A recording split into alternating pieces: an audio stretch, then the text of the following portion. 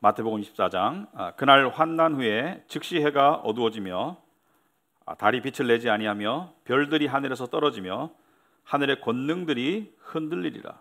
그때 인자의 징조가 하늘에서 보이겠고 그때 땅의 모든 족속들이 통곡하며 그들이 인자가 구름을 타고 능력과 큰 영광으로 오는 것을 보리라. 그가 큰 나팔 소리와 함께 천사들을 보내리니 그들이 그의 택하신 자들을 하늘 이 끝에서 저 끝까지 사방에서 모으리라. 무화과 나무의 비유를 배우라. 그 가지가 연하여지고 잎사귀를 내면 여름이 가까운 줄을 아나니 이와 같이 너희도 이 모든 일을 보거든 인자가 가까이 문 앞에 이른 줄 알라.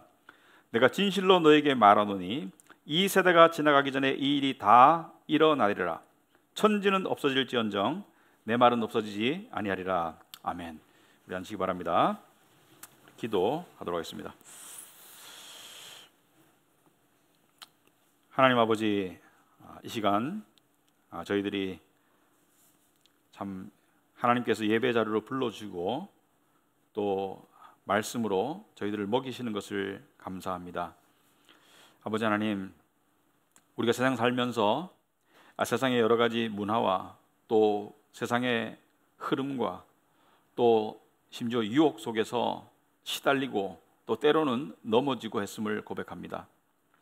하지만 하나님께서는 새로운 은혜로 우리를 세워주시고 또 우리의 영을 하나님께서 맑게 해주시고 우리 마음의 혼탁을 하나님께서 질서와 또 깨끗함으로 회복시켜 주시는 줄 믿습니다.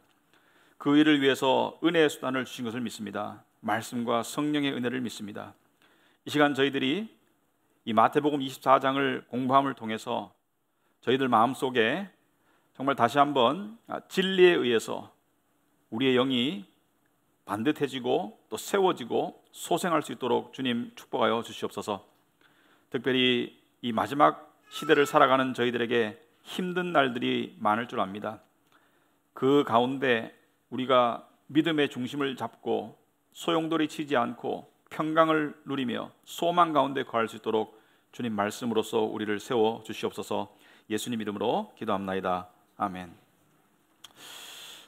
네, 우리 오늘 마태복음 24장 세 번째 시간이 되겠습니다. 세 번째 시간인데 제가 이 마태복음 24장을 가지고 네 번의 설교를 우리가 하게 되는데 사실 좀 처음에 좀 약간 우려가 있었습니다. 왜냐하면 이 사실은 좀 시편이나 이런 위로나 감성적인 어떤 내용은 전달이 굉장히 좀 쉽고 사람들도 반응하기가 쉬운데 이런 설교를 하면서 사람들이 조금 이렇게 부담스러워하거나, 왜냐하면 내용이 좀 빽빽하고 또 좀 분석적이고 논리적이에요. 그래서 조금 이렇게 부담스러워하면 어떡하나 이렇게 생각했는데 의외로 제가 다 들어본 건 아니지만 많은 분들이 의외로 이 설교를 통해서 조금 믿음에 좀 이렇게 좀 도움되는 쪽으로, 신앙생활에 도움되는 쪽으로 받아들이시는 것 같아요. 그래서 예를 들어서 이런 얘기를 하시더라고요.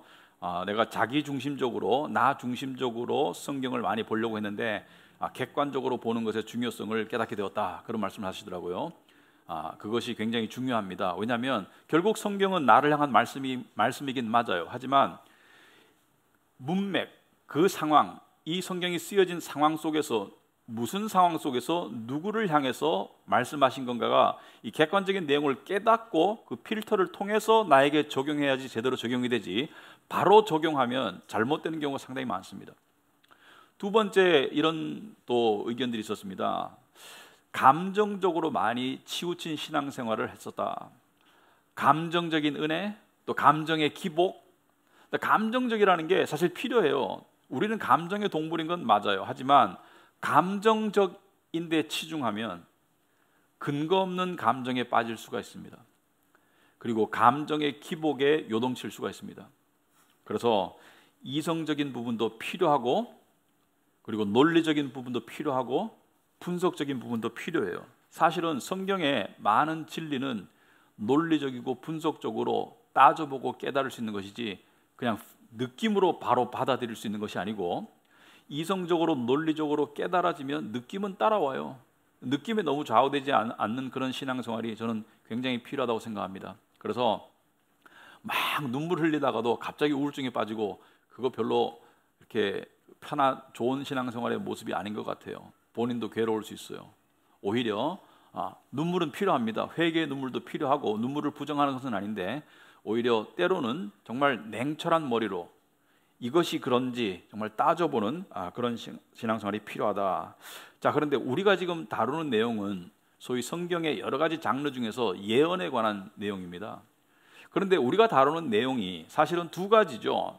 하나는 이미 발생한 예언이고 우리의 입장에서 봤을 때는 AD 70년에 예루살렘의 멸망은 이미 발생한 내용이고, 하나 재림은 발생할 내용이죠. 미래의 내용이고, 이 당시 예수께서 제자들에게 말씀하셨을 당시에는 두 가지 다가 미래의 예언입니다. 그런데 이 내용이 하나는 이미 발생했기 때문에 관심권 바뀌고, 앞으로 발생할 예언인 재림과 세상의 종말에 관한 것은 많은 세상 사람들이 관심을 안 가지는 내용이에요. 그죠? 많은 사람들이 관심이 없어요. 여러분, 세상 사람들의 주된 관심사는 어떻게 하면 많이 이루고 또 많이 누리고 그리고 생명을 오래 연장하나, 여기에 관심이 초미의 관심사가 이 땅에 있죠. 그죠? 그래서 세상 사람들은 관심이 없고 심지어 교회 안에 있는 사람들조차도 관심이 없는 내용이기도 합니다. 그런데 왜 우리는 관심을 가져야 되나? 그것은 객관과 주관의 차이를 생각해 봐야 돼요. 무슨 말이냐면은, 예를 들어서 노아의 홍수가 있기 전에 많은 사람들은 자기의 주관적인 생각의 관심사 속에 살았어요. 그래서 성경에 보면 그들이 먹고 마시고 장가가고 시집가고, 그러니까 말하자면 이 세상에서 하는 일들을 열심히 하며 살았다. 그런데 대다수가 99.9% 이상이 자기의 주관적인 관심사에 매몰되어 살았고, 그것이 전반적인 분위기였고 거기에다 휩쓸려 살았는데, 그런데 하나님께서 홍수로 심판하실 것이라는 예언, 그리고 노아를 통한 경고, 그 객관적인, 소수만이 믿었던 그 객관적인 그 사실이, 그 예언이 실제가 되었을 때 모두가 다 멸망했어요. 무슨 말이냐면은, 세상에 살면서 우리는 여론조사를 할 때 몇 퍼센트의 사람이 누구를 좋아하는지, 몇 퍼센트의 사람이 어느 정책을 지지하는지가 굉장히 중요합니다. 왜냐하면 다수의 의견이 중요할 때가 있어요. 하지만 진리에 관해서는 다수의 의견이 중요한 게 아닙니다. 진리에 관해서는 대다수가 주관적으로 이렇게 생각할지라도 진리는 거기에 의해서 조금 더 영향받지 않는 게 진리입니다. 객관적인 진리는. 그래서 많은 사람들이 무신론이고 또 무슨 죽음 이후의 세계에 대해서 생각 안 하고 싶고 생각 안 하고 살고, 또 많은 사람들이 기독교를 우습게 알고 심지어 조롱하고 그렇다 손 치더라도 그러한 주관적인 다수가 객관적인 진리에 조금도 영향을 미치지 못해요. 그래서 재림이라는 것은 어떻게 보면 앞으로 인류가 맞이할, 언젠가 될지는 모르겠지만은 가장 커다란 사건입니다. 왜? 역사 속에서의 모든 사건은 역사 안에서 일어났어요. 그죠? 예를 들어서 우리가 크게 생각하는 전쟁, 1차 세계대전, 2차 세계대전, 지진, 폼페이 최후의 날, 오늘날로 말하면 경제위기, 그 다음에 지금 코로나 사태, 모두가 역사 가운데 일어나고 있지만 앞으로 인류에게 닥칠 예수께서 마태복음 24장에서 예언하시는 이 내용은 역사 밖에서 역사를 향해서 역사를 멈출 사건이에요. 그러므로 가장 중요한 사건이고 최종적인 사건입니다. 역사 밖에서 역사를 향해서 역사를 제압하고 역사를 스톱시킬 사건이기 때문에 아주 중요합니다. 그런데 마태복음 24장은 두 가지로 되어 있죠. 여러분이 기억을 상기하자면 예수께서 이 대화를 촉발하셨어요. 뭐라고 말씀하셨습니까? 제자들이 성전을 보세요. 날로 날로 화려해지고 웅장해지는 성전을 보세요. 예수께서 그 제자들에게 뭐라고 답변하셨습니까? 돌 위에 돌 하나도 남지 않을 것이다. 성전이 초토화될 것을 말씀하셨어요. 이에 놀란 제자들이 예수께 두 가지 질문을 합니다. 첫째는 언제 그런 일이 있겠습니까? 성전의 초토화는 예루살렘의 멸망과 같은 의미예요. 같은 맥락이다. 두 번째 질문은 당신이 다시 오실 때, 재림할 때는 어떤 징조가 있겠으며 어떤 징조가 있겠습니까? 왜 제자들은 두 가지 질문을 물었을까요? 왜냐하면 제자들에게 성전의 초토화, 예루살렘의 멸망과 예수의 재림은 같이 일어날 사건으로 생각했습니다. 왜? 성전이 없는 세상은 제자들에게는 그 구약 시대의 개념으로서 유대인들의 입장에서 성전 예배가 없는 세상은 세상의 종말을 의미한다라고 결론 지었기 때문에 두 가지를 물었고, 예수님께서는 친절하고도 자세하게 첫 번째 질문에 대한 답변을 1절부터 35절까지 4절부터 35절까지 자세하게 하셨고, 그 다음에 두 번째 재림에 관한 답변을 36절부터 51절까지 아주 자세하게 하셨어요. 오늘은 첫 번째 질문에 대한 세 번째 본문이 되겠습니다. 성전의 초토화, 예루살렘의 멸망, AD 70년에 일어난 사건을 이야기하고 있습니다. 자, 그런데 오늘 본문이 어렵습니다. 왜 어렵냐면 많은 사람들이 잘못 오해하고 왜곡하고, 그리고 이것을 통해서 많은 이단들도 생겨나지만 심지어 정통교회 안에서도 이 본문을 상당히 오해하고 왜곡하고 있어요. 그래서 제가 본문을 나가기 전에 제가 두 가지 성경 해석의 원리를 먼저 말씀을 드리고 싶습니다. 이것이 굉장히 중요해요. 여러분들이 성경을 보실 때 이렇게 보셔야 됩니다. 첫째는 거듭 강조하지만 객관적인 문맥과 상황을 생각하시라. 이것이 언제 누구에게 쓰여졌는지를 먼저 생각하는 것이 중요하다. 그래서 읽고 난 다음에 바로 나에게 하시는 말씀으로 바로 받아들이지 말고 객관적으로 이것이 언제, 특별히 예언이나 또 어떤 그런 말씀들을 볼 때는 언제 누구에게 어떤 상황 속에서 쓰여졌는지를 먼저 생각하고 그 필터를 통해서 나에게 적용해야 돼요. 그래야지 올바른 적용이 돼요. 예를 들어서 의사가 환자를 진찰할 때 그냥 임상 경험만을 가지고 이 사람은 이 병일 거야 라고 하면 오진의 확률이 높아요. 하지만 의사가 객관성을 높이기 위해서 어떻게 하죠? 의료 장비를 씁니다. 의료 장비를 써요. 그 의료 장비를 통해서 환자를 들여다보죠. 그죠? 마찬가지로 문맥과 상황을 생각하시라. 그래서 그걸 통해서 우리가 지금까지 성경을 봐왔고요. 이 말씀은 일어날 것이다 이지만 사실 우리에게는 일어난 사건이죠. 왜?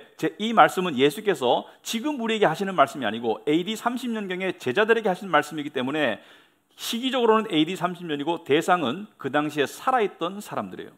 그래서 이 세대가 지나기 전에 이 모든 일이 이루어질 것이라는 것은 그 당시 살아있던 사람들이 다 죽기 전에 일어날 것이라는 것을 암시하셨다. 그리고 성경 해석의 두 번째 중요한 원리가 있습니다. 말씀은 말씀으로 풀어야 합니다. 어떤 말씀을 읽었을 때 오해하기 쉽고 해석이 어려운 말씀은 다른 곳에 비슷하거나 같은 말씀이 쓰인 곳을 찾아서 더 쉬운 내용을 가지고 어려운 내용을 푸는 것이 원칙입니다. 말씀은 말씀으로 풀어라. 이게 두 번째 중요한 원칙이에요. 그래서 첫 번째는 문맥을 살펴라, 상황을 살펴라. 두 번째는 말씀으로 말씀을 풀어라. 자, 성경으로 성경을 풀어라. 난해한 구절은 쉬운 구절의 도움을 받아라. 자, 의사가 엑스레이도 찍지만 MRI도 사용해요. 그죠? 두 가지를 사용할 때 오진의 확률이 확 줄어들고 정확한 진단이 되죠. 마찬가지로 성경을, 특별히 예언을 이해할 때는 두 가지 원리를 적용해야 되는데 오늘 본문이 어렵지만 이 두 가지 원리를 적용하면, 특별히 말씀을 말씀으로 푼다는 그 원리를 적용하면 충분히 이해할 수 있고 혼돈의 안개가 걷히고 아하, 이게 그런 뜻이었구나 라고 깨닫게 될 것입니다. 이 깨닫는 게 왜 중요한가? 여러분, AD 70년의 사건이 이렇게 정확하게 예수님의 예언 따라 이루어졌다면 재림도 마찬가지로 그렇게 이루어질 것입니다. 그리고 이것을 깨닫는 것이 왜 중요하냐? 이단의 속임수나 잘못된 해석에 넘어가지 않을 수 있어요. 특별히 이단도 문제지만 이런 본문을 가지고 소설을 쓰는 사람들, 뭐 블러드문이라든지 무슨 소설을 쓰는 사람들이 많은데 거기에 넘어가지, 그런 미련한 소리에 넘어가지 않을 수가 있다. 자, 이 원칙을 생각하시면서 오늘 본문을 보시면 먼저 말씀드리지만 29절부터 31절을 읽어보시면 아마 99% 이상이 재림에 관한 말씀이라고 바로 속단 지을 거예요. 29절 한번 보겠습니다. 자, 해가 어두워지며 달이 빛을 내지 아니한다고 그래요. 항상 떠 있고 밝은 빛을 발하는 해가 어두워지고 달도 빛을 내지 아니한다. 별들이 하늘에서 떨어지며 하늘의 권능들이 흔들릴 것이다. 많은 사람들이 이걸 읽고 난 다음에 우주가 멸망할 거구나, 우주의 멸망을 이야기하는구나, 그러므로 재림이다, 이 세상이 없어지고 새하늘과 새 땅이 오는 재림이라고 속단합니다. 종말을 연상케 하는 표현이라고 선입견을 가질 수밖에 없어요, 제대로 깨닫지 않으면. 그리고 30절 읽으면 재림에 관한 더 강한 확신이 듭니다. 그때 인자의 징조가 하늘에서 보이겠고 그때 땅의 모든 족속들이 통곡하며 그들이 인자가 구름을 타고 능력과 큰 영광으로 오는 것을 보리라. 재림의 주구나, 이렇게 속단하게 돼요. 능력과 큰 영광으로 인자가 오시는구나, 재림하시는구나, 이렇게 속단하기가 아주 쉽죠. 그죠? 그리고 31절 오면은 그가 큰 나팔 소리와 함께 천사들을 보내리니 그들이 그의 택하신 자들을 하늘 이 끝에서 저 끝까지 사방에서 모을 것이다. 사방, 세상 모든 곳에서 한국 사람, 미국 사람, 아프리카 사람, 유럽 사람, 사방 모든 곳에서 택하신 자들을 모을 것이구나. 그래서 천국에 데려가시겠구나. 이렇게 속단하기가 쉬워요. 제가 이렇게 말하는 이유는 재림에 관한 말씀이 아니라는 것을 말씀하는 거예요. 재림에 관한 말씀이 아니에요. 왜 그러냐? 문맥을 한번 보세요. 문맥을 보시면 29절에 해가 어두워지고 달이 빛을 내지 아니하며 별들이 하늘에서 떨어지는 이 일이 언제 일어나요? 그날 환난 후에 즉시라고 되어 있습니다. 즉시 일어난다. 언제 이후에? 그날 환난이라고 되어 있는데 환난의 날들이 맞습니다. 정확한 표현은 복수예요. 환난의 날들 이후에 즉시 일어난다. 그 환난의 날들은 뭐예요? 앞에 이야기한, 저번 시간에 이야기한 AD 70년 예루살렘의 멸망과 성전의 초토화에 관한 징조들, 그런 일들이 있고 난 다음에 즉시 일어난다는 거예요. 우리가 앞에 본문에서 마지막 절이 이렇게 끝났죠. 이 죽음이 있는 곳에, 시체가 있는 곳에 독수리들이 모일 것이다. 그래서 독수리는 시체를 파먹는 새를 상징하고 많은 사람이 죽을 거니까. AD 70년에 예루살렘 성 안에서 조시퍼스에 의하면은 110만 명이 죽었으니까. 그리고 또 하나는 로마 군대 휘장의 상징이 뭐라 그랬습니까? 독수리라고 그랬어요. 독수리라고 그랬어요. 그래서 이것은 AD 70년에 예루살렘의 멸망을 이야기한다. 그 파국이 있은 후에 즉시 해가 어두워진다. 즉시 해가 어두워진다. 즉시 해가 어두워졌습니까? 별이 떨어졌습니까? 우주의 종말이 왔습니까? 지금 2000년 가까이 흘렀어요. AD 70년 후에 2000년 가까이 흐르고 있는데 아직까지도 해는 떠 있고 달은 비추고 별들은 반짝이고 있어요. 안 떨어졌어요. 그리고 두 번째 증거를 얘기하자면 이것이 종말을 말하지 않는다는 두 번째 이유는 오늘 본문 34절에 보시기 바랍니다. 내가 진실로 너에게 말하노니 이 세대가 지나가기 전에 이 일이 다 일어날 것이다. 예수께서 뭐라고 말씀하셨습니까? 시간표를 주셨어요. 지금 너희 세대가 지나기 전에, 무슨 말이냐면 너희가 다 죽기 전에, 이 세대가 지나기 전에, 한 세대를 40년으로 보는데 거의 평균적으로 이 세대가 지나기 전에 이 모든 일들이 다 일어날 것이다. 이 세대가 지나기 전에 해가 어두워지고, 이 세대가 지나기 전에 달이 어두워지고, 이 세대가 지나기 전에 별들이 떨어질 것이다. 그런데 그런 일이 일어났습니까? 우주적으로, 실제적으로, 문자적으로 안 일어났어요. 안 일어났습니다. 즉시 일어나지도 않았고 이 세대가 지나기 전에 이런 일들이 안 일어났어요.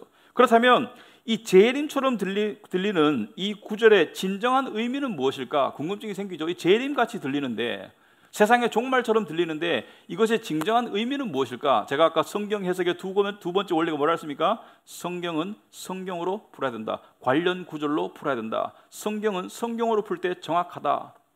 그렇다면 이와 비슷하거나 이와 흡사하거나 같은 표현이 쓰인 다른 성경 구절들이 있을까?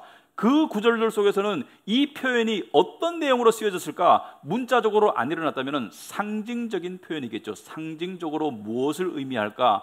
해가 어두워지고 달이 어두워지고 별들이 떨어지고 빛을 잃는다는 것은 무엇을 의미할까? 자, 그러면 성경 속에서 이러한 구절이 쓰인 곳이 있는가? 있습니다. 그것도 여러 군데 있어요. 하지만 오늘 시간 관계상 여러 군데를 갈 수 없으니까 대표적인 곳을 보겠습니다. 이사야서 13장에 보시면 9절에 이런 말씀이 있습니다. 보라, 여호와의 날. 자, 여호와의 날이라는 것은 이게 좋은 의미는 아니에요. 항상 심판의 날을 의미합니다. 많은 경우 여호와의 날, 곧 잔혹히 분냄과 맹렬히 노하는 날이 이르러 땅을 황폐하게 하며 그 중에서 죄인들을 멸할 것이다. 자, 지금 이 말씀 속에서 죄인들, 땅은 무엇을 말하느냐? 이사야서 13장에 보시면 바벨론을 말합니다. 바벨론 왕국. 구약에 보면 패턴이 있어요. 언약을 어기고 우상 숭배의 죄에 빠진 하나님의 백성을 이방 나라를 통해서 하나님께서 치세요. 북쪽 이스라엘은 아시리아를 통해서 치시고 아시리아를 치세요. 하나님께서는. 남쪽 유다는 바벨론을 통해서 치시고 바벨론을 치세요. 이 하나의 패턴입니다. 자, 그런데 바벨론은 어떤 나라입니까? 바벨론은 말하자면은 유다를 멸망시키고 제1성전, 솔로몬에 의해서 지어진 제1성전을 파괴한 나라예요. 비록 하나님께서 언약을 어긴 자기 백성들을 이방 나라를 통해서 파멸시키셨지만, 그리고 유배 보내셨지만, 이 나라 또한 벌을 받게 되어 있습니다. 바벨론에 대해서 하시는 말씀이에요. 바벨론 왕국에 대해서 예언하시는 말씀이에요. 이사야는 바벨론의 멸망 전에 살았던 사람이에요. 바벨론을 향해서 여호와의 분냄과 맹렬히 노하는 날이 이를 것이다, 너희들의 땅에. 그래서 너희들을 황폐하게 하며 그 중에서 죄인들을 멸망시킬 것이다. 왜? 너희들이 나에게 죄를 저질렀기 때문에. 아시겠습니까? 비슷하죠? 예루살렘의 멸망과 바벨론의 멸망과 비슷한 내용이에요. 멸망을 이야기하는 거예요. 심판을 이야기하는 거예요. 그러고 난 다음에 10절에 보시면은 하늘의 별들과 별 무리가 그 빛을 내지 아니하며 해가 돋아도 어두우며 달이 그 빛을 비추지 아니할 것이로다. 오늘 29절 말씀과 흡사합니까? 안 합니까? 흡사하죠? 해와 달과 별들에 관한 이야기가 나오죠. 그죠? 시간 관계상 다 못 보는데 주보에는 써놨습니다. 에스겔 32장에도 비슷한 내용이 나옵니다. 에스겔 32장은 애굽과 이집트 왕에 관한 예언이 나옵니다. 너희들도 멸망하고 해와 달과 별들이 빛을 잃을 거야. 성경에는 결론적으로 여러 가지 곳에 이런 상징적인 표현들이 나오고 있어요. 그렇다면 이 상징적인 표현이 무엇을 뜻하는가? 바벨론이 멸망하고 난 다음에 바벨론은 기원전 6세기에 멸망했는데 해와 달과 별들이 빛을 잃었으면 인류가 종말했겠죠. 그런 일이 없었습니다. AD 70년에도 해와 달과 별이 정말로 실제적으로 문자적으로 우주적으로 빛을 잃고 세상에 종말이 온 적이 없었어요. 그렇다면 이것이 의미하는 것은 무엇인가? 이것이 의미하는 것은 이것입니다. 이것이 의미하는 것은 한 민족의 나라의 지배체제, 정치체제의 파멸을 말합니다. 한 나라의 종말을 말하고 정치 시스템의 정치적인 격변을 의미합니다. 기득권 세력의 파멸을 말합니다. 여러분, 우리 그 상투적인 표현에 이런 말 있죠. 왕이 큰 인물이 죽으면 별이 졌다 이렇게 말하죠. 별이 떨어졌다, 그죠? 팝송 가수가 죽었을 때 팝계의 뭐 큰 별이 떨어졌습니다, 큰 별이 졌습니다 이런 표현을 합니다. 또 고대 사회에서 왕이 죽으면 뭐라 그래요?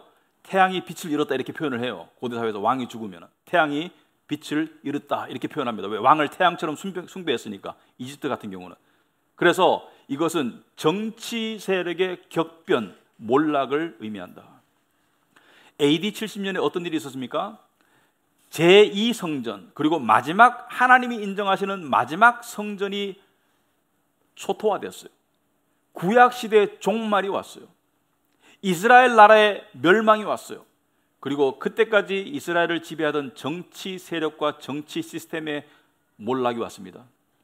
바리새인들, 대제사장들, 서기관들, 산헤드린 공회 멤버들 수백 년 또는 수천 년 동안, 아론 이후에 수천 년 동안, 수백 년 동안 이스라엘을 지배하던, 수백 년 전에도 지배했고 당시에도 지배했고 마치 어제도 떠올랐고 100년 전에도 떠올랐고 오늘도 떠오르던 태양이 갑자기 빛을 잃듯이 이 정치 세력과 정치 권력, 그것이 다 우수수 떨어질 것이다. 너희들이 별같이, 하늘같이, 태양같이 여기던 대제사장들, 구약의 시스템, 그것의 몰락과 총체적인 붕괴가 있을 것을 상징하는 표현입니다. 여러 군데 보시면은 그런 표현들이 이런 의미로 나와요. 사실 로마가 5개월 동안 포위된 그 환난의 날들이 지나고 난 다음에 한꺼번에 유대라는 나라의 정치 시스템, 정치 세력, 그 구조가 한꺼번에 붕괴가 되었어요. 모든 체제가 붕괴가 되었어요. 왜? 이들이 메시아를 대적하던 대표적인 세력들이기 때문에. 이러한 맥락에서 한 군데를 더 보겠습니다.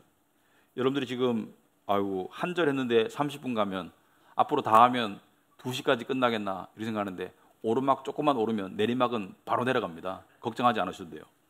자, 요엘서 2장을 한번 보겠습니다. 요엘서 2장에 보시면은 두 가지 원리를 적용해야 돼요. 첫째는 문맥과 상황을 생각해라. 둘째는 말씀은 말씀으로 풀어라. 요엘서 2장에 한번 보겠습니다. 10절에 그 앞에서 땅이 진동하며 하늘이 떨며 해와 달이 캄캄하며 별들이 빛을 거두리라. 똑같은 말이 나오죠, 그죠? 별들이 빛을 거둘 것이다. 그래서 많은 사람들이 이걸 보고 난 다음에 요엘서 2장은 종말에 관한, 재림에 관한 예언이야, 이렇게 단정 지어버리는데 그렇게 하시면 안 돼요. 재림에 관한 내용이 아니에요. 제가 이따 설명을 드리겠습니다. 11절에 여호와께서 그의 군대 앞에서 소리를 지르시고 그의 진영은 심히 크고 그의 명령을 행하는 자는 강하니 여호와의 날이 크고 심히 두렵도다. 당할 자가 누구이랴. 여기서 말하는 여호와의 군대는 뭐냐? 의구심을 가지시기 바랍니다. 여기서 말하는 여호와의 군대는 뭐냐? 여호와의 말씀에 너희는 이제라도 금식하고 울며 애통하고 마음을 다하여 내게로 돌아오라 하셨나니 너희는 옷을 찢지 말고 마음을 찢고 너희 하나님 여호와께로 돌아올지어다. 이렇게 말하고 있습니다. 여호와께로 마음을 찢고, 마음을 찢는다는 것은 회개, 강한 회개의 표현이죠. 우상 숭배, 언약 어김, 언약 파기, 그런 모든 죄들을 회개하고 내게로 돌아오지 않으면 어떻게 하겠다고요? 너희들 다 강한 군대로 멸망시킬 것이다. 그래서 많은 사람들이 우리도 회개하고 돌아가야지, 안 그러면 종말이 오겠구나, 이렇게 생각하는데, 물론 우리도 회개해야 돼요. 우리도 회개해야 돼요. 그러나 객관적인 의미를 먼저 깨닫고 주관적으로 적용해야 돼요. 개인적으로 객관적인 의미를 생각해 봅시다. 요엘서는 누구에게 쓰여졌습니까? 요엘서는 누구에게 쓰여졌습니까? 요엘서는 구약에 누구에게 쓰여졌어요? 구약의 하나님의 백성이 누구예요? 이스라엘 사람들에게 쓰여진 예언이에요. 근본적으로 이스라엘 사람들에게 쓰여진 예언이에요. 아시겠습니까? 무엇 때문에? 그들의 언약 파기와 우상 숭배의 거듭되는 죄 때문에 이스라엘에게 경고하는 거예요. 누구를 향해서 마음을 찢고 회개하라는 거예요? 이스라엘 백성들을 향해서. 그렇지 않으면 어떻게 한다고? 군대를 통해서 너희들을 초토화시킬 것이다. 언제 성취가 되었나요? AD 70년에. 이것은 이방을 향한 종말의 예언이 아닙니다. 물론 그 의미를 우리가 생각해 볼 수 있어요. 지금도 세상이 그 모양이니까 재림은 더 큰 종말이, 그냥 아예 종말이 오겠구나라고 생각할 수 있지만, 요엘서 2장의 근본적인 객관적인 의미는 누구를 향한 예언이에요? 이스라엘을 향한 예언이고, 언제 성취가 되었어요? AD 70년에 성취가 되었어요. 왜? 이들이 마음을 찢고 회개하지 않았기 때문에. 자, 요엘서는 예수님 오시기 몇백 년 전에 쓰여진 책입니다. 요엘 말고도 많은 선지자들이 너희들이 계속 언약을 어기고 우상 숭배하고 그렇게 하면 여호와의 날이 임할 것이야. 여호와의 날이 임할 것이야. 여기서 말하는 여호와의 날은 심판과 진노의 날이에요. 그래서 하나님께서 많은 선지자들을 보냈죠. 이사야, 예레미야, 에스겔, 그리고 많은 호세아, 소선지자들, 요엘 선지자들 다 보냈죠. 근데 그들 중 상당수가 죽었습니다. 유대인들이 거부하고 죽였어요. 그래서 예수께서 복음서에 보시면 참 재미있는데요. 예를 들어서 마태복음 21장에 보시면 포도원 비유가 나옵니다. 포도원과 포도원 주인, 농부 비유가 나오는데, 어떤 주인이 포도원을 만들어요. 포도원을 만들어 가지고 울타리도 치고 거기서 이 포도를 수확해 가지고 포도주를 만들 수 있는 기구도 다 장만해 주고, 그리고 농부에게 세를 줍니다. 너희들이 이것을 잘 지어라. 그리고 주인이 타국으로 가요. 그러고 난 다음에 수확기가 되어 가지고 누구를 보내죠? 그 소득에 대한 세를 받으려고 누구를 보내죠? 종들을 보내죠. 그죠? 근데 이 포도원 농부들이 어떻게 했습니까? 복음서에 보시면은 종들을 돌로 치고 때리고 쳐 죽였어요. 그래서 주인이 이것 봐라, 왜 내 종들을 죽이지 하고 더 많은 종들을 보내니까 똑같이 돌로 치고 때리고 죽였어요. 그래서 주인이 생각합니다. 아들을 보내면 안 죽이겠지. 설마 아들까지 그렇게 하겠나? 이제 아들을 보냅니다. 그러니까 아들을 보내니까 어떻게 해요? 이 아들을 죽여버리자. 그리고 우리가 이것을 가지자. 이렇게 말해요. 자, 여기서 말하는 종들은 무엇을 상징합니까? 구약에 이스라엘에게 보내졌던 수많은 선지자들을 상징합니다. 그들은 선지자들을 죽였어요. 예레미야도 죽였어요. 그리고 아들은 누굴 상징해요? 예수님을 상징하죠. 지금 예수님 살아있어요. 이거 말씀하실 때 예수님 살아있어요. 그래서 예수님께서 제자들에게 물어요. 나중에 마태복음 21장 읽어보세요. 그러면 이 주인이 어떻게 할까? 제자들에게 묻습니다. 주인이 어떻게 할까? 물어요. 제자들이 뭐라고 말합니까? 참 하나님 놀라우신 분이에요. 제자들을 통해서도 예언적인 말씀을 하십니다. 제자들이 이렇게 말해요. 그 주인이 와가지고 이 농부들을 진멸한다는 것은 무엇을 상징하죠? 다 죽여버리고 다른 농부들에게 이 밭을 줄 것이다. 아하, 이스라엘을 멸망시키고 복음이 어디로 간다고요? 이방으로 갈 것을 이 비유를 통해서 제자들의 입을 통해서도 예언적으로 말씀하시는 거예요. 이 요엘서의 예언은 성취가 되었는 거예요. 요엘서의 그날에 많은 사람들이 성령을 받아가지고 예언하고 그 일은 초대교회 오순절 사건으로 성취된 거예요. 그것을 가지고 오늘날로 바로 적용하면 곤란해요. 객관성, 말씀은 말씀으로 풀어라, 이 원칙을 해야 돼요. 자, 30절에 보시면은 그때 인자의 징조가 하늘에서 보일 것이다.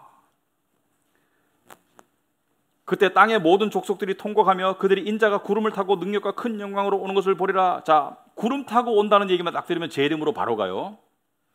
그런데 그렇게 볼 수 없어요, 시점상. 왜? 34절에 뭐라 했습니까? 바로 다음 구절에 내가 진실로 너에게 말하노니 이 세대가 지나가기 전에 이 일이 다 일어날 것이다. 그 세대가 죽기 전에 인자가 구름 타고 온다는 거예요. 그러므로 이건 재림을 말하는 게 아니에요. 그럼 무엇을 의미하느냐? 자, 이 구름 타고 온다는 내용에 근본이 되는 예언이 다니엘서에 나오잖아요. 그걸 봐야 돼요. 성경은 성경으로 풀어야 돼요. 다니엘서 7장에 보시면 말씀은 말씀으로 푼다는 원리 입각에서 영어로 말하면 여기 외국인 한 분 계시대. Let Scripture interpret Scripture. 말씀은 말씀으로 풀어라. 다니엘서 7장의 13절에 보시면은 내가 또 밤 환상 중에 보니, 다니엘이 환상 중에 봤어요. 인자 같은 이가 하늘 구름을 타고 와서, 근데 어디로 와요? 이 땅으로 오는 게 아니고 하늘로 온다는 거예요.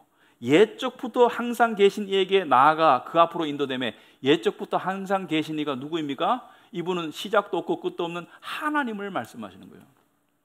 하나님께로 온다는 것을 말하는 거예요. 그리고 14절, 다니엘서 17장 14절에 그에게 권세와 영광과 나라를 주고 모든 백성과 나라들과 다른 언어를 말하는 모든 자들이 그를 섬기게 하였으니, 자, 무엇을 말합니까? 모든 자들이 그의 백성이 될 것이다. 모든 나라, 모든 백성, 모든 나라들과 다른 언어를 말한다는 것은 무엇을 말해요? 이스라엘만이 아니고 복음이, 하나님 나라가 이방인들이 포함될 것을 이야기하는 거예요. 언제 이런 일이 시작되었습니까? 1세기에. 여러분, 사도 베드로가 그 이방 이 백부장인가에 가서 복음을 전하라니까 나는 못 간다. 나는 이방인에게 못 간다. 그러니까 꿈에 뭐가 나타났어요? 하늘에서 보자기가 내려왔죠. 안에 막 이 유대인들이 먹을 수 없는, 그러니까 막 벌레들, 막 짐, 이렇게 그런 것들이 있었죠, 그죠? 먹어라. 못 먹습니다. 저는 불결한 건 못 먹습니다. 하늘에서 내려온 건 다 깨끗한 것이다. 먹어라. 뭐예요? 너의 고정관념을 깨트리고 이제 복음을 이방인에게 전해라. 그 예언이 여기 나오는 거예요. 이 하늘에서 구름 타고 오는 이 하나님 나라의 왕 예수 그리스도를 통해서 모든 나라, 모든 민족, 모든 다른 언어를 말하는 자들이 그의 백성이 될 것이라는 것을 예언하는 거예요. 성경은 성경으로 풀어야 합니다. 지금 내용이 좀 헷갈리시면 나중에 유튜브로 다시 한번 들어보세요. 자, 근본적으로 하늘로 오신다는 뜻이에요. 또는 이 땅에 오신다고 봤을 때는 재림의 주가 아니고 심판의 주로 오신다는 뜻입니다. 심판의 주로. 예수께서 붙잡히셔서 십자가에 죽으시기 전에 빌라도에게 사형 언도를 받기 전에 어디로 먼저 끌려갔습니까? 유대 공회로 끌려갔죠, 그죠? 대제사장에게 심판을 받기 위해서. 그럴 때 많은 사람들이 이 사형시킬 수 있는, 죽일 수 있는 그러한 죄목을 막 이렇게 말했는데 잘 안 돼요. 그러다가 네가 정말 하나님의 아들 그리스도인지 우리에게 말하라. 이렇게 말하니까 예수께서 뭐라고 대답했냐면 마태복음 26장 64절에 예수께서 이르시되 네가 말하느니라. 무슨 말입니까? 내가 하나님의 아들 그리스도가 맞다. 누구를 향하여 하는 말이에요? 기득권자들, 해와 달과 별들과 같은 존재들에게. 그리고 그러나 내가 너에게 이르노니 이후에 인자가 권능의 우편에 앉아 있는 것과, 인자라는 표현이 뭐예요? 인자라는 표현이 다니엘서 7장 13절에 나온 표현이에요. 인자 같은 이, 사람과 같이 생겼다는 거예요. 사람이 아닌데 사람과 같은 모습으로 오신 분이 누구예요? 성육신 하신 예수를 말하는 거예요. 인자가 권능의 우편에 앉아 있는 것과 하늘 구름을 타고 오는 것을 너희가 보리라 하시니, 너희가 하늘 구름을 타고 오는 것을 보리라. 이것이 승천을 말하던, 또는 이것이 심판의 주로 오시는 그리스도를 말하던, 아무튼 너희가 인자가 구름 타고 오는 것을 볼 것이다. 그들이 볼 것이라는 거예요. 그들이. 누가? 예수를 심판했던 자들이. AD 70년에 무시무시한 사건이 심판의 사건을 암시하는 것입니다. 하늘로 올라가신 인자의 권능을 이야기하는 것이에요. 재림의 주가 아니고 심판의 주를 말하는 거예요. 여기서 말하는 모든 오신다는 단어는 에르코메노스 또는 에르코마이라는, 제가 지난 시간에도 말씀드렸지만 헬라어 그리스어로 이러한 온다는 것은 항상 에르코마이, 에르코메스 이런 이 단어로 쓰였어요. 예수의 재림을 말씀하시는 오신다는 것은 항상 파루시아라는 단어가 쓰였다는 것을 기억하라고 했습니다. 여기서는 파루시아라는 단어가 쓰이지 않았어요. 무슨 말입니까? 결론적으로 예수를 받아들이면 살 것이고 예수를 거부하면 죽을 거라는 것을 말하는 거예요. 멸망할 것을 말씀하시는 거예요. 시편 2편에 아들에게 입 맞추라 그러면 사는 거예요. 입 맞추라는 것은 예수를 받아들이는 거예요. 하지만 그렇지 아니하면 진노하심이 임할 것이라는 거예요. 심판을 받을 것을 이야기하는 거예요. 자, 땅의 모든 족속들이 통곡하며, 이것을 보고도 많은 사람들이 땅의 모든 족속들이 통곡하니까 재림을 말하는구나 이렇게 속단합니다. 한국 사람, 미국 사람, 아프리카 사람, 이스라엘 사람, 유럽 사람 다 땅의 모든 족속들이 통곡할 것이니까 재림을 말하는구나. 아니요. 전 세계를 말할 때는 성경에서 주로 나라와 민족과 다른 언어라는 표현을 쓰지 족속이라는 표현을 안 씁니다. 땅의 모든 족속이라는 것은 이스라엘 민족을 말하는 거예요. 이스라엘 안에 여러 족속을 말하는 것입니다. 이스라엘 사람들이 통곡할 것을 말하는 거예요. AD 70년을 말하는 거예요. 세상의 종말을 말하는 게 아닙니다. 어떻게 알 수 있는가? 스가랴서 12장을 보시겠습니다. 스가랴서 12장에 11절을 보시겠습니다. 11절에 보시면은 그날에 예루살렘에 큰 애통이 있으리니 무기또 골짜기 하다드림몬에 있던 애통과 같을 것이라. 온 땅 각 족속이 따로 애통하되, 자, 땅의 모든 족속 비슷하죠? 온 땅 각 족속이 따로 애통하되 다윗의 족속이 따로하고 그들의 아내들이 따로하며, 나단의 족속이 따로하며 그들의 족속들이 따로하며 그들의 아내들이 따로하며, 13절에 레위의 족속들이 따로하고 그들의 아내들이 따로하며, 시므의 족속이 따로하고 그들의 아내들이 따로하며, 모든 남은 족속도 각기 따로하고 그들의 아내들이 따로하리라. 여기서 말하는 모든 족속은 무엇을 말하는 거예요? 다윗의 족속, 나단의 족속, 시므의 족속, 레위의 족속, 모든 남은 족속, 무엇을 말하는 거예요? 이스라엘의 족속들을 말하는 거예요. 온 땅의 이스라엘의 족속들을 말하는 거예요. AD 70년을 말하는 거예요. 세상의 재림을 말씀하시고 전 세계를 말씀하실 때는 다른 언어, 모든 언어라고 말하는데 이스라엘을 말하는 거예요. 모든 족속은 이스라엘을 말하는 거예요. 그리고 31절에 그가 큰 나팔 소리와 함께, 오늘 본문에 천사들을 보내리니 그들의 그의 택하신 자들을 하늘 이 끝에서 저 끝까지 사방에서 모을 것이다. 자, 하늘 이 끝에서 저 끝까지 사방에서 택하신 자들을 모을 것이다. 이것은 천국 가는 마지막 재림을 말하는 것이 아니고, 이 세대가 지나가기 전에 이루어질 일이 뭐예요? 그들이 알고 있던 세상의 끝은 어디죠? 로마 제국입니다. 그들이 알고 있는 세상의 끝은 로마예요. 제가 지난 시간에 그랬죠. 로마서에 보면 사도 바울이 로마에 있는 교회에게 편지 쓰면서 너희의 믿음이 온 세상에 알려졌다. 그때 말하는 온 세상은 그들이 인식하는 세상을 말하는 거예요. 여기서 말하는 땅의 이 끝과 저 끝에서 사방에서 모은다는 것은 너희들이 아니고 이방인들을 모을 것이다. 갈라디아, 에베소, 서머나, 고린도, 빌립보, 그러한 이방의 로마 각 족속들을 그 택한 자들을 땅의 입과 저 끝에서 사방에서 모은다는 것은 너희들은 거부당하지만 복음이 로마 제국으로 전파될 것을 이야기하는 거예요.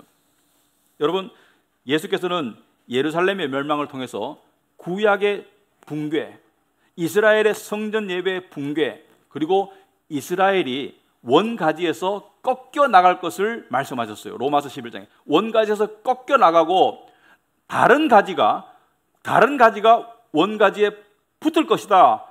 이스라엘은 구원에서 떨어져 나가지만, 물론 모두는 아니죠. 이스라엘 중에서도 소수의 믿는 자들은 구원을 받았어요. 하지만 민족적으로 떨어져 나가지만 이방인들이 구원에 붙을 것을 이야기하셨죠. 그래서 이 AD 70년에 일어난 이 파국은 이스라엘의 입장에서 봤을 때는 파국이고 파멸이지만, 하나님 나라의 입장에서 봤을 때는 이제 복음이 전 민족으로, 전 세계로 번져나가는 하나님 나라의 확장을 의미합니다. 그가 큰 나팔 소리와 함께 천사들을 보낼 것이다. 나팔은 뭘 상징하죠? 나팔은 이 사탄과의 전쟁 또는 승리 또는 하나님의 임재 또는 역할, 하나님의 역사 또는 축하 여러 가지를 상징하죠. 무엇을 말합니까? 하나님 나라가 이제 승리해 나갈 것을 이야기하는 거예요. 무엇을 통해서? 구원받는 자들을 모음을 통해서. 하나님 나라는요, 우리가 이런 말합니다. 봐라, 이제 한국교회 미래가 없다. 한국교회만이 아니고 뭐 호주도 미국도 이제 뭐 영국도 미래가 없다. 점점 더 기독교인이 줄어드는데 이제 점점 더 교회가 시들해지고 미래가 없다. 천만의 말씀요. 하나님 나라는 계속 커가고 있어요. 작은 씨앗 하나가 큰 나무로 자라듯이 하나님 나라는 계속 커가고, 하나님 나라는 축소되지 않아요. 하나님 나라는 적어지지 않습니다. 왜? 하나님 나라는 항상 커가고 있어요. 역사 속에서, 전 세계 속에서 항상 커가고 있어요. 왜 그렇습니까? 하나님 나라는 한 번 들어오면 절대로 탈락이 안 돼요. 하나님 나라는 한 번 이 하나님 나라의 일원이 되면 절대로 밖으로 못 나가요. 그러므로 오늘 한 명이 전도되고 오늘 10명이 전도되고 오늘 100명이 예수를 세계적으로 믿으면 하나님 나라는 그만큼 더 커지는 거예요. 하나님 나라는 절대로 소멸되거나 절대로 작아지지 않습니다. 하나님 나라는 우리 눈에 봤을 때는 우리 시대에 교회가 줄어든다? 걱정하지 마세요. 하나님 나라는 계속해서 커가고 있어요. 왜? 하나님이 하시기 때문에 그렇습니다. 하나님은 지지 않아요. 하나님은 구원받은 백성들을 놓치지 않아요. 한번 구원받은 사람들은 끝까지 책임지세요. 그러므로 계속해서 구원의 역사를 이루어 가시기 때문에 우리 눈에 교회가 줄어들고 교회 다니는 사람들이 줄어들고 그렇게 보일지 모르지만 하나님 나라라는 관점에서는 교회는 점점 더 커가고 있습니다. 역사 속에서 이 글로벌 처치, 이 전 우주적인 교회는 점점 더 커가고 있어요. 그래서 우리의 주관적인 시야로만 보지 마시고 객관적인 진리의 눈으로 보실 때 하나님 나라는 절대로 후퇴하지 않습니다. 하나님 나라는 계속 전진하고 있습니다. 나머지 32절부터 35절까지는 예수님을 향한 제자들의 첫 번째 질문, 성전 파괴가 언제 있겠습니까? 거기에 대한 대답을 정리하신 것이죠. 아주 논리적으로 정리하신 것이죠. 주님은 진리에 목마른 자들에게 항상 채워주십니다. 그들의 질문에 대답하세요. 32절에 무화과 나무의 비유를 배워라. 그 가지가 연하여지고 잎사귀를 내면 여름이 가까운 줄을 아나니. 무화과 나무는 이스라엘의 그 당시에 팔레스타인 지역에서 가장 흔한 나무죠. 성경에 자주 등장하죠. 여러분, 농부가 계절과 곡물의 자람이 일치하는 것을 알죠. 이렇게 농부가 이 벼를 심으면서, 벼를 모종하면서 이 벼가 5월에 익을지 10월에 익을지 12월에 익을지 그걸 모릅니까? 다 알잖아요. 이 벼가 변하는 것을 보면 몇 월 달인지 일치하지 않습니까? 마찬가지로 무화과 나무의 변화를 보면, 잎사귀를 보고 가지를 보면 이제 여름이 이런 것을 알 것처럼 너희들도 이러한 징조가 있거든. 파국이 있을 것을 알아라는 것이죠. 파국이 올 것이다. AD 70년에 파국이 올 것이다. 진노의 날이 온다. 심판의 날이 온다. 그러면 뭐예요? 피하라는 거예요. 33절에 이와 같이 너희도 이 모든 일을 보거든 인자가 가까이 곧 문 앞에 이른 줄 알라. 여기서 말하는 인자가 이른다는 것은 재림을 말하는 게 아니라고 그랬습니다. 여기서 말하는 것은 심판의 주가 이를 것을 알아라는 것이죠. 우리에게 바로 적용하면 안 돼요. 물론 우리도 재림의 주를 기다리는 믿음으로 살아야 돼요. 하지만 이 말씀은 재림을 말하는 게 아니에요.